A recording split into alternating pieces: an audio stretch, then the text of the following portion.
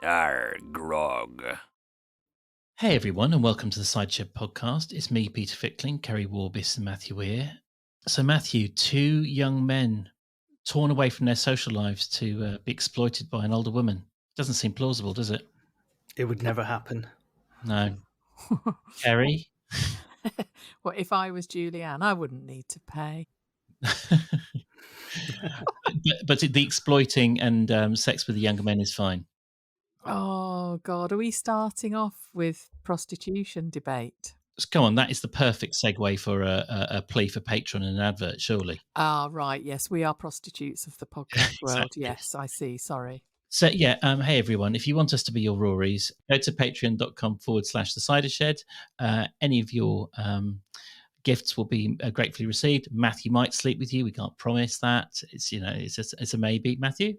I don't think I can. Okay, so no sex, but yeah, money gratefully received. And if you want to avoid the upcoming advert, that's where to go. So we're kicking off with the debate about prostitution, are we? Let's get heavy really early on. Why not? Exactly. Yeah. I did think that Ben had a point about inquizzing Rory about what's going on. And it was almost more like the lying side of it was the worst part, I think, at first. But then he went, he went in on the moral front and said, you are a prostitute, aren't you? And then I thought, oh, is prostitution bad? I don't know. Can be bad, can't it? And Shouldn't you say sex worker? Possibly, yeah. So you should have had a right go at him about the wrong term. Actually, I think you'll find I'm a sex worker. But it was interesting. I thought that he didn't want his family to know. He was very angry about that. But on the other hand, was saying, I'm doing nothing wrong. Prostitution's a complicated thing, isn't it? If it's not legal, then people get exploited. So get exploited even if it is legal. I mean, so anyway, the point is, it was more the pomposity that I struggled with from Ben. I don't approve of Rory's choices, but then I don't feel particularly judgmental towards him either. If you are going to be a sex worker, then it's obviously he's not experiencing the worst version of sex work, is he? So it's difficult to feel overly sorry for him, although it's not to downplay the fact that he could still be exploited. But basically, because it's an entertainment show and I'm not trying to be, morally pure when I'm listening to the Archers, I just got irritated with how pompous Ben was being. Yeah. Do you not think his pomposity came from a place of concern? I don't know. It's hard to separate the moral high ground thing with I'm concerned about my mate who's lying to me and I don't know much about this woman. And if one of you two did end up being a sex worker, I don't think I would ever talk to you in such a kind of try and talk down to you from my inferred moral high ground. I think I would try and be a little bit more sort of empathic and ask, questioning. Yeah. Okay. Yeah. Well, having known people that do sex work, it is a little bit. Yeah, I mean, it's their job, isn't it? You don't. I feel like Ben has started to morph into Beth a little bit with his morality and the fact, is it really Rory's? Does he have to tell Ben that he's sleeping with Julianne? I just thought it's not the be all and end all, is it? Maybe I'm just morally bankrupt. I don't know. There was a bit where Ben was pushing him and about who he'd been on a date with. Who's the girl? And I thought he was going to say, her name's Newly Jan. And we get on really well. But he's covering up terribly, isn't he? He can't. And how long has it been going on? Because my impression from the show, first off, and I only listened once tonight, was that it only happened once, and this was the first time. What, the actual sleeping with bit? Yeah, because the last time we heard an interaction with Julianne, they had slept in separate rooms because she was asking him, oh, how was your room, etc. But this time they were in the same room, but she called him twice, which was a bit pushy as well. Yeah. And the first time he blew her off, and then 2 seconds later, oh, hi, it's me. Hi, oi. The second time it was like, oh, it's me again. Have you completely changed your mind from 20 seconds ago? And I just feel that it's happened sometime in the last month, hasn't it? The deal has changed. Or it's Month. shifted, yeah. Yes. And because the lines have been blurred, I don't think Rory quite realizes the full weight of what he's doing. I mean, and then Ben at the end, there's no other way of putting it. And I just thought he was going to go, "You're a slag." But he didn't. I was very disappointed. Or even worse, there's no other way of putting it. You're a legend. horrible Clarkson-esque kind of like handbrake turn in the plot. Yes, Get in. That would have been good. Shagging people and getting paid for it. Result. Yeah. Oh, I think, Ben's clumsily being concerned. Really. But he's been brought up by Ruth and David, so he's going to be very sort of narrow thinking, isn't he, I suppose? Yeah. I mean, Ruth's been paying for sex for years. What's her currency? The right to be pompous, just, dead air to fill with her vacuous shite. No, she talks dirty in a Geordie accent. David. I got a lot of praise on Twitter for my Geordie accent. I was quite pleased. Someone gave me the ultimate compliment. They said I sounded like Peter Beardsley's wife from Atletico Mints, which I was very pleased about. So thank you. Yeah. Didn't you try to do Joy last week and veer into Bob Mortimer? Was that the week before? A couple of weeks ago. Yeah, exactly. That was amazing. Yeah, but Bob Mortimer does an absolutely brilliant Carol Beardsley impersonation on Atletico Mints. Atletico Mints is divine, isn't it? Yeah, a football podcast that rarely bothers itself with football. Actually, a bit like us and the Archers, a lot of weeks. I was a bit sad that no one thought that my Pip impersonation was really good last week. You see, you've set yourself a problem here, Keri. Your Peggy is so f***ing good that everything else just sort of fades into the background. I wasn't upset. All I did was really go. Yeah, which is the exact same critique you have of Amy, to be honest. Yes, true. Yeah, I mean, I don't think your Pip undulated enough, Keri. Oh yeah, I'll work on it. Well, even listening on my phone in a campsite kitchen, I can tell you it did undulate a lot. came across. Oh God, okay, undulating. Are you sure that wasn't because you've eaten some dodgy sausages at the time, Peter? No, by the way, the rainbow sausages. They were perfectly good sausages, and no one in the family ended up with the squits. Call me boring, call me stupid, call me anything you like, but do not criticise a man's sausages. I did a photo compilation on Instagram to kind of explain various things that we talked about that weren't Archers related. And at the last minute, I just omitted your rainbow sausages because I thought you would be upset. And I had a comment. Someone commented saying, "Where are the rainbow sausages?" But the irony is the week before, Keri had been blathering on about Wowo sausages and how amazing they were. Blathering? Enthusing. I'll just go. I'm going to go now. Well, should we?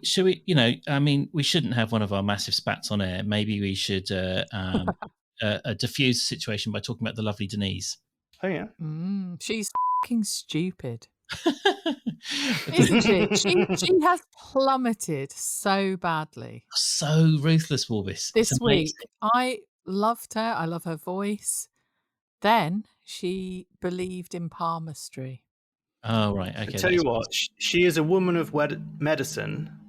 I would not want her touching my tortoise. Oh, dear. How can you believe in that kind of stuff if you're all... no offence to anyone that does.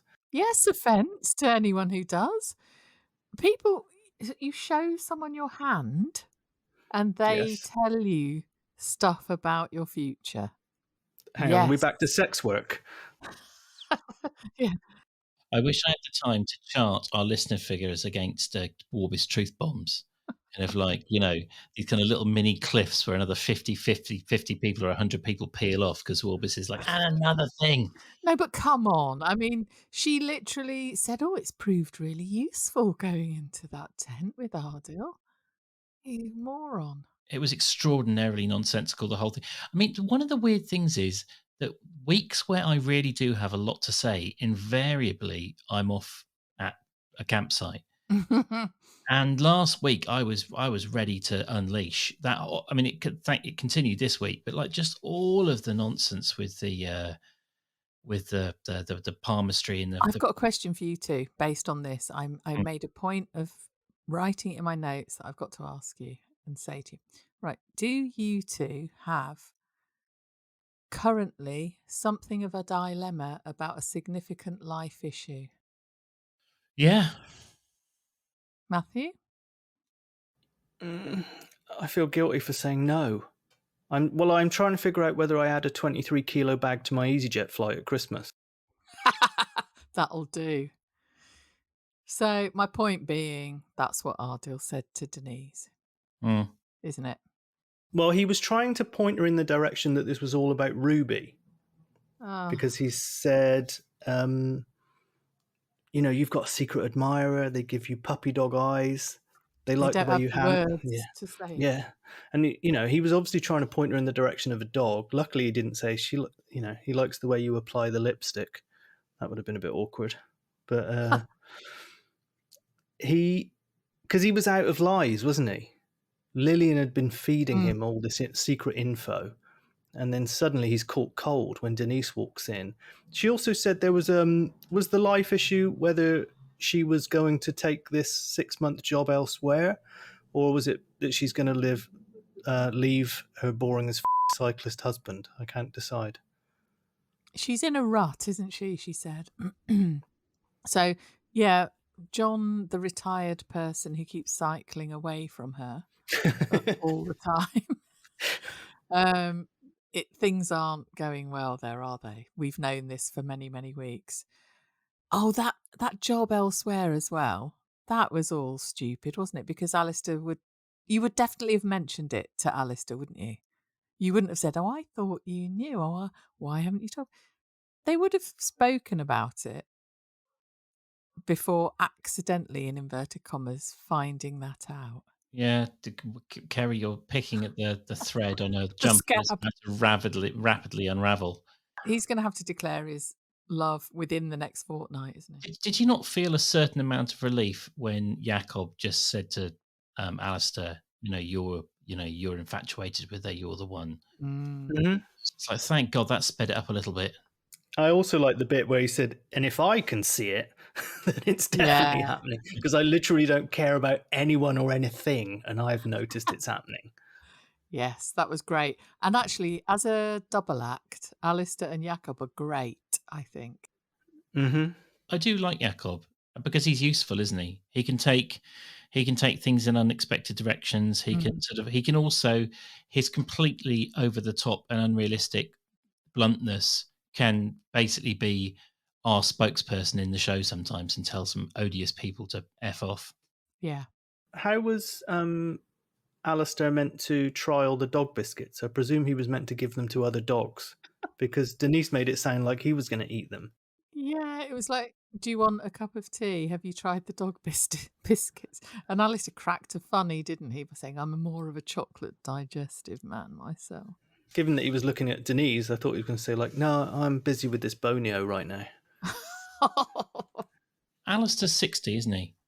Oh, is he? He's nearly 60, because didn't he get offended about the geriatric cricket? Sorry, everyone. God, that's some few more listeners gone. But he was offended that he might be considered for the team, for the seniors team, didn't he? That's true, yes. What was the criteria? 65 or 60 for the seniors cricket team? But what's your point here? How old is Denise? Well, I was just curious about, because her husband's just retired. She's obviously still working. And so I was just trying to get a sort of a fix on, I mean, she's a very pleasantly well-rounded kind of like mature woman. I mean, she's not like, in terms of the way she's played, she's quite fun. She could be a wide range of ages, right? She could be all the way down to sort of, I guess, my age and as old as Alistair. Yeah, definitely. Yeah. Yeah. Yeah. She was a good character and good fun person. So it's that absolute, is it? Until well, yeah, I mean, if people believe in horoscopes, they plummet in my estimation. Typical Aries. I did meet a guy at a party the other day, and he started doing the horoscope thing, and I did vote with my feet. Yeah. Well, you started kicking him in the head. But something does happen when people say that, doesn't it? In your mind, you think, right, it's that there's a sound in your brain that's they're going down. Well, Matthew, ever since I had "What Would Warvis Do" tattooed on the back of my hand, I found myself getting in a lot of trouble. Yeah, I mean, it's generally, 7 pints fight a kebab, isn't it? Friday through Monday. Isn't there some TV show in Brighton where they cover the police going round Night coppers. night Yeah. coppers? Yeah, my mum's been watching that. Max, Mimi, and myself have watched it, and basically, mainly, they go around buying takeaway food. Okay, And how much do you get from that, Keri? but there's no actual preventative policing at all. It's all swooping in on terrible messes, seeing what you can do, and then driving it away again. George is probably most likely to appear on one of your TV programs, isn't he? They've really got the accelerator pedal down on George's character development, haven't they? They never miss a chance for him to get worse, be more of a shitbag. So, like, this room that he's been angling for because he wants to get closer to Will, and there's not enough space at the caravan. It turns out he just wants another room to, brew up in. Is that the correct term? Maybe. But anyway, it's just like, or the fact that he was so, was it Will that he was being so ruthless about behind his back? Well, no, it was Nick, wasn't it? He was being incredibly unpleasant about Nick. Horrible about Nick. Yeah. Oh, yeah, but I took something different from that because he said his earliest memory of Nick was her smacking him. And he isn't unfeeling because he cried buckets about Joe dying. And I suddenly started thinking about his troubled youth. And he lives with his stepdad and his mum in a mobile home. He was beaten by Nick. Well, he got a smack. He wasn't beaten. Well, yeah, but you were beaten to Fleetwood Mac. It means nothing to you. Do you know, I just thought they put that in there because I know he's a shit, obviously, but part of me was thinking there are reasons why he is. To be honest, Keri, it means nothing to me that I was beaten to Ultravox, not to Fleetwood Mac. Vienna. Well, no, it works better with Fleetwood Mac because there's Chain. The Chain, that's one of the songs you could be beaten with. Tusk. Yeah, it was rumours. I had to run around the garden while secondhand news was playing while I was getting kicked up the jacks. Yeah, or Matthew. But George's potential future as a upstanding member of society was run over by Nick at an early age. Do you think at all that there was a little frisson between him and Chelsea that they might get it on? I worried about that. The Chelsea George thing, that'll be too much for me. I won't be able to take it. Oh, I didn't get any of that. Do you know what I was so wrapped up in this week? Is I feel that because a couple of weeks ago we heard that Brad was going out dressed as Obi-Wan for no reason whatsoever, and then last week he confessed to George that he would spend their vaping earnings on a retro Darth Vader figure, and then now he's going to do a Warbis style family marathon of the Star Wars movies. I think they're stealing a Star Wars story here. I think that, and bear with me, I think that Brad is Obi-Wan and George is the young Anakin Skywalker turning to the dark side, who's about to have some really messed up relationship with another family member, which he shouldn't be having. And is Grey Gables the Death Star? The chicken factory is the Death Star. Oh, right, okay. I don't know what I'm talking about, obviously. No, I don't know either. I just suddenly started to think that there was something quite Star Wars-esque about everything that was happening. Just so you know, Keri, your Peggy will do very nicely as a proxy Yoda. You need it. My son Okay. is a little shit, he is. The Star Wars stuff, I like the very first one that came out. That was good. And maybe the second one. But when they started having that really bad animation thing of creatures, very bad. The prequels, which, as I was in charge of the Twitter last night, as people will realise it wasn't you, Keri, when Brad just totally overlooked those in his marathon. I was like, yes, go on, son. Really? Yeah. Oh, that's good. Okay. No, he said let's start with Star Wars, the original 77 one. If you want, we can watch Rogue One first, just to set it up. You see, I don't know the names of them, so this means nothing. I'm just thinking about how much Star Wars chat I'm going to have to edit out the pod tomorrow morning to keep our listeners.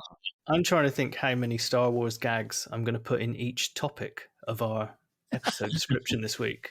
Brad is doing well, though, isn't he, at standing up to George? And I really hope he can do it. The force is strong with Brad, isn't it? Are they going to be the Joe and what's his chops? The next, it's the two young men, polar opposites. Who is the other guy? Bert, Joe and Bert. They're the new Joe and Bert, aren't they? I will say this: I sat there tonight, listening when I was listening again to their exchange when they were in the pool room at the ball. They are brilliant actors, both of those, playing Brad and George. I love hearing the back and forth between them. Yeah, I loved that scene actually in the pub.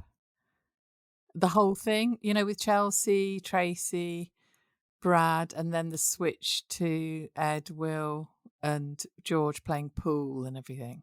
That was like, I love that sort of thing. It's just ordinary stuff happening. I got quite nostalgic for the pub and playing pool. I've gone from playing pool in the pub probably 5 out of 7 days to not basically going to a pub about once every 6 months. It's one hell of a gear change. God, I love. Were you a hustler, Peter? No, I'm too arrogant. I'm probably telling people how good I am straight off the bat. I'm not very good, but no, I'm not. I'm not a hustler. No. I used to play pool for money at university. Is that prostitution? There's no other way to say this, Keri. No. You're Paul Newman. So you're Paul Newman. Paul Newman. Hey, we've got to use that. By the way, we had a Paul Newman comment on one of our Facebook group posts the other day. I mentioned it on a previous podcast. Maybe it's him. Could be, couldn't it? My first boyfriend was called Paul Newman. Keri and I have definitely talked about Paul Newman before, and the fact that he was an extraordinarily good-looking man. Yes. He's a bit of all right, yeah. He is. I've got a strange plot prediction. I hope it's not true. Is that George is going to start running something out of the bedroom in the mobile home, and the whole Emma and Ed's dream home is going to go up in a massive explosion, and possibly someone will die. Yeah, I thought something similar. I thought it's in New Zealand. Obviously New Zealand has strict laws. It's very remote. It's got a small population, so the drugs economy is quite small. Like, it's not worth the risk to try and get some drugs in there. So, for instance, cocaine's incredibly expensive. So, mobile homes and caravans go up left, right, and centre all over New Zealand because people are, it's like Breaking Bad. They're cooking meth. Peter, yeah. Ambridge isn't in New Zealand. No, but it just made me think of the. Well, it would make sense though, because Brad and George do sound like hobbits. Oh, Brad definitely sounds like a hobbit. Yeah. So there's your New Zealand connection right there. Did you think that, Matthew, this week? I did. I thought that when they first came into it, when they were doing the bailing, I felt like I was watching Fellowship of the Ring. Yes. If George does kill everyone in this caravan fire, will it be Mordor? Oh my God! Absolutely fantastic, Peter. I retire. I mean, I'm no Matthew, but I have my moments. Oh, that was an amazing moment. Thank you very much. Very good. So let's go downhill then. We've done prostitution. We've done Star Trek. Done the Fate. We've done George. We've done Denise. Well, we didn't do the Fate. No, we didn't because Toya. Yeah.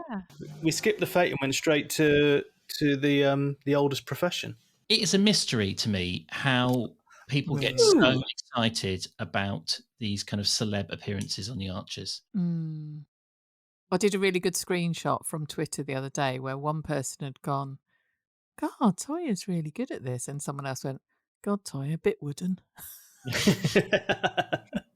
It's in your feed and you're like, ooh. I mean, that's just everything you need to know about Twitter in a nutshell, isn't it?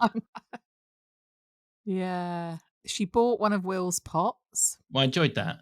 Which could have been a sculpture, could have been a plate, depending on your needs. I'm going to risk the wrath of Vorbis and say that I really like Will at the moment. And I've quite liked I liked him in the pub when he was drunk. He was like a quite sort of fuzzy, confused older brother dad. I quite liked him when he was trying to, trying to be a good dad to George. And I also liked his kind of kiddish enthusiasm when he was talking to Toya. I mean, obviously, over the years, I'm not a Will fan, but lately he's been quite tolerable. If only his voice didn't do that weird, creepy thing. He does sound a bit Stuart Hawley, doesn't he? Even when he's trying to be sincere to someone, especially when he's trying to be sincere to someone, it sort of goes all a bit, you're weird and creepy. When you say Stuart Hawley, is that an adjective form of Stuart Hall? Because we're going to get a lawsuit from a guy called Stuart Hawley otherwise. Yeah, also that's I've mixed up our two worlds, haven't I? That's a joke from before the podcast that's made it onto the podcast. Yeah, I think we can safely talk shit about Stuart Hall. but Will is trying, isn't he? He sort of said like lay off George, although maybe he shouldn't lay off George because Ed is trying to get him on the right footing, isn't he? Oh, I had to be the severe dad this week. It was a bit of a shock to the system. I've only, because it's fairly new. Like my son's only Cyrus set up a vape lab.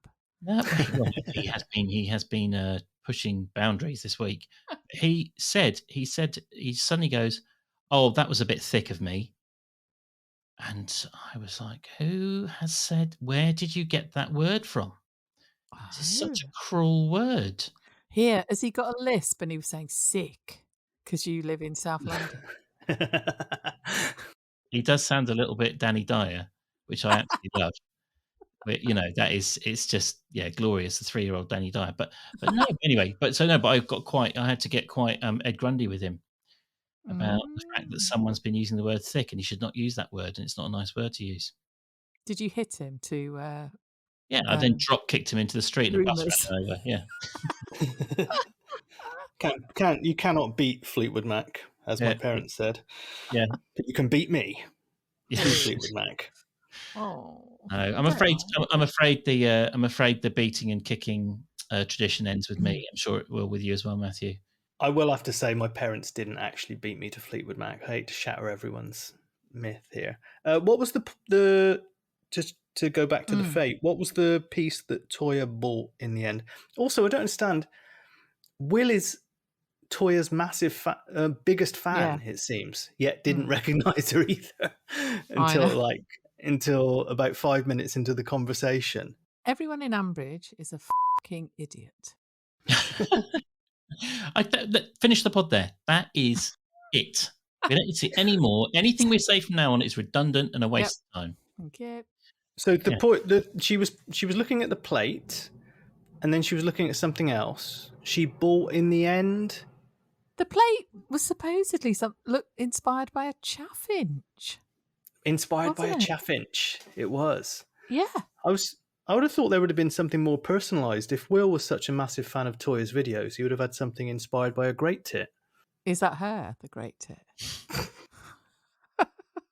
I mean, I wasn't a fan. She is a great tit, as far as I'm concerned. These videos that they were going on about where she does, all through the lockdown, she was doing her kind of things. Yeah. I don't want to be too mean, but it just seems so showy offy. Well, also, that was a massive fucking advert for that, wasn't it? Yeah. Where Will was going, oh, you really must watch them. They are called this something lunch thingy. They sing all different stuff by other people. It's like, is Toya shagging the boss of the BBC or something? No, she's shagging Robert Fripp, and how dare you suggest otherwise, Keri? there was that moment where he was going, put them on your phone now, Oliver. Go and put them on now. And I was like, no, don't do that because they're a little inappropriate. Also, Oliver's phone is probably some sort of Some Nokia brick that he just Yeah. plays Snake on, and has Adil's phone number and nothing else. She quoted William Morrison, the artist, didn't she? About having useful things in your It's house. William Morris. No, It's not she said Morrison. she No, said she William didn't. Morrison. He did. Ah, yes, you're right. She It said was William wrong. Morris, and then he said William Morrison back. Yep, because he's Yeah, a you're right. fucking idiot. And I looked up William Morrison on the back of that to see if they were the most famous William Morrison. Here's a bloody scam. He was a dentist who is most famous for inventing the candy floss machine. Brilliant. That sounds an like asshole. that's one of George's schemes, surely. Yeah, here's what we can do. We can make people's teeth fall out and then charge them to put fake ones in, Brad. I was using as an attempt to scare my son. I was using a stud locator on the adults in the house's heads to show him all the metal in our noggins. Oh, isn't that how you find Ruairi? Say stud locator, Keri, stud locator. GCSE results, anyone? What did we think? Oh, I didn't understand those. Lots of 9s, lots of 8s and 7s. But someone, Milon, what's her face? Oh, Milon Fred, is it? She put a very useful table on Twitter about what those numbers mean. Apparently the only 7 he got was in geography. And apparently that's because the question was, how far is the other side of Felpersham from Adam's house? 20-minute drive. I didn't even know the numbers thing was a thing. That was the first I knew of it. I'd never heard, as far as I was concerned, if you'd said, I would have bet anything that it was ABC until I heard that on the Archers. But judging by the table that was presented on Twitter, he's got A stars and A's with those numbers. Yeah, but then he was in a massive sulk because he got a 7, wasn't he? Yeah, he's done very well. Yeah. What do you think the Star Wars figure was? Because why didn't they say which character it was? Well, he was pining over a vintage Darth Vader, wasn't he? It seemed nonsensical to me because, sorry to be a pedant, but this is a safe space for pedants. So, yes, there's no way that cash-strapped Chelsea would be able to buy a Star Wars figure that would excite Brad that much because it's such an overinflated. Exactly, it's such an overinflated environment. It's the one thing she wouldn't be able to get him. I'll tell you how you can get good stuff on eBay when people have done spelling errors. Keri pounces. Yeah. So it probably said Star was. Is this where you bought your sex doll of Bran Aldridge? You beat me to it, Matthew. I was going to do a Doldo joke, but but that's true. If you look for typos where idiots have put things on eBay, you can steal stuff. Keri Warvis up late every night harvesting idiots.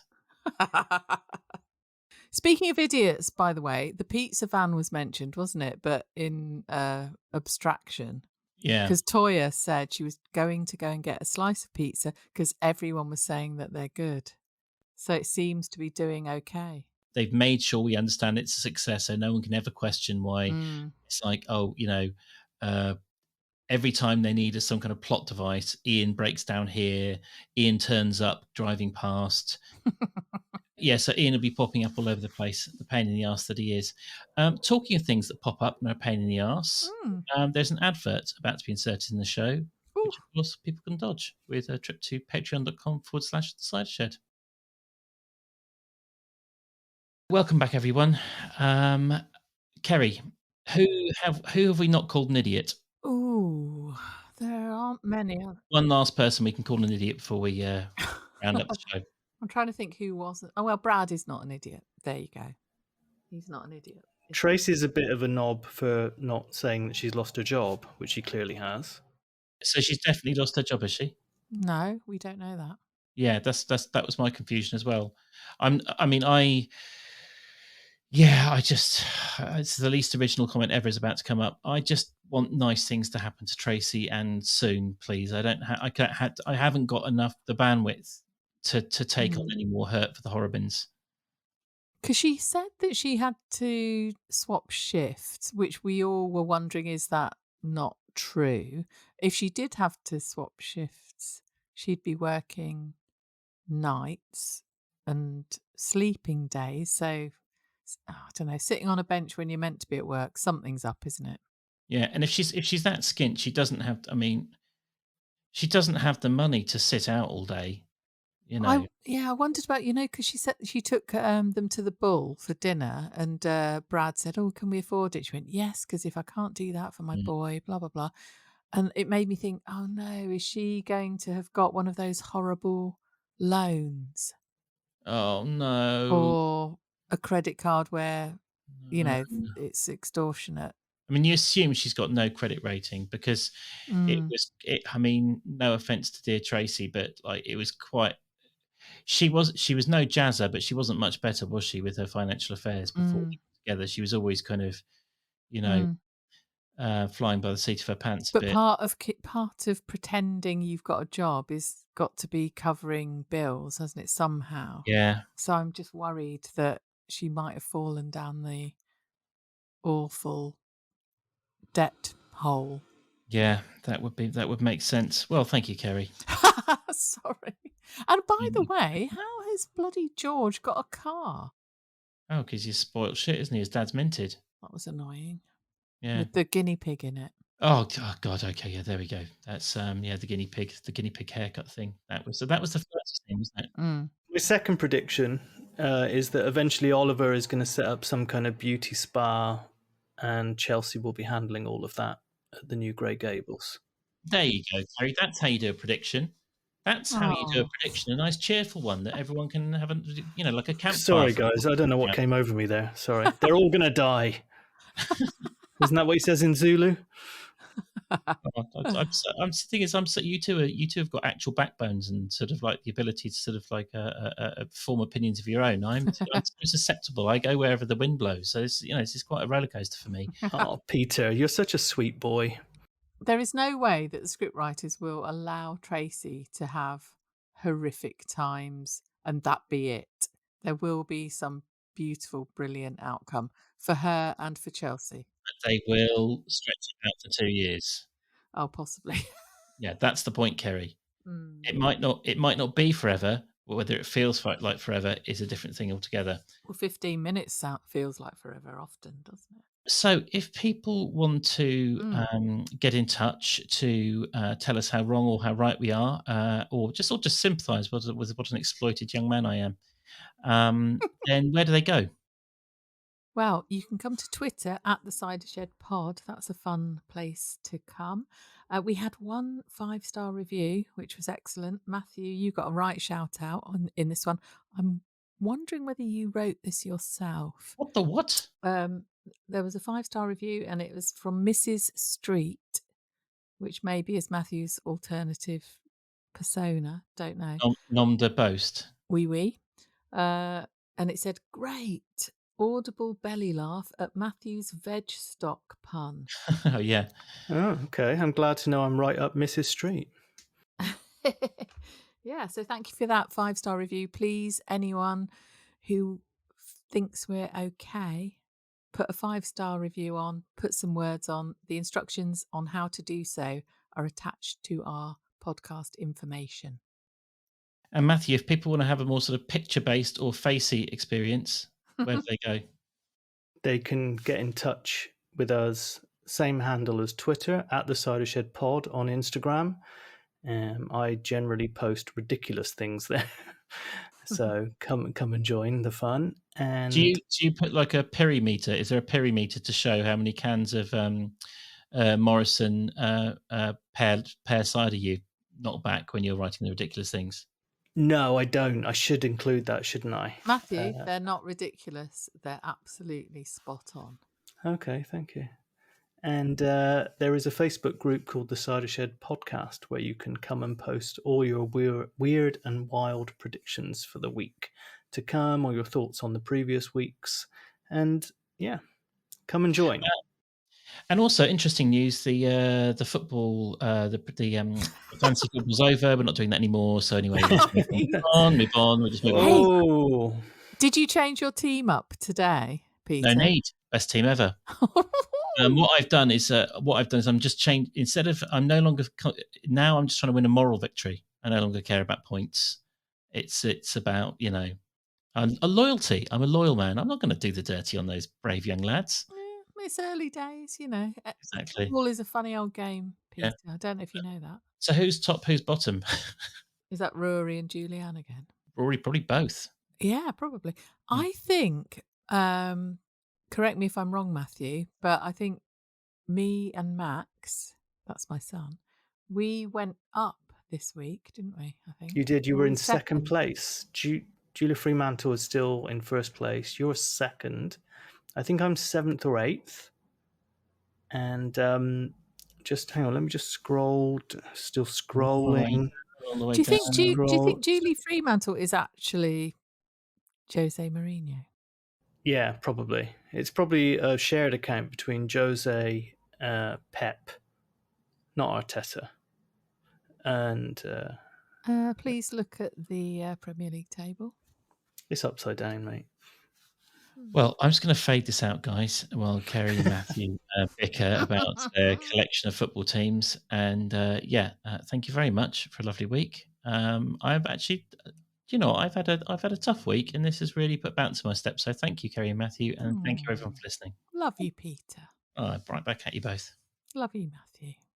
Love you too, Keri. Love you, Peter. Guys. Bye. See you next. I won't see you next week. I'm off to Mallorca. Yeah, bugger off, Warblers. Yeah, 2 weeks off. Woo. Rub it in, why don't you? Yeah. Oh, hang on. I live in the Iberian Peninsula. All right. See you later, everyone. Bye. Adios. Hang on.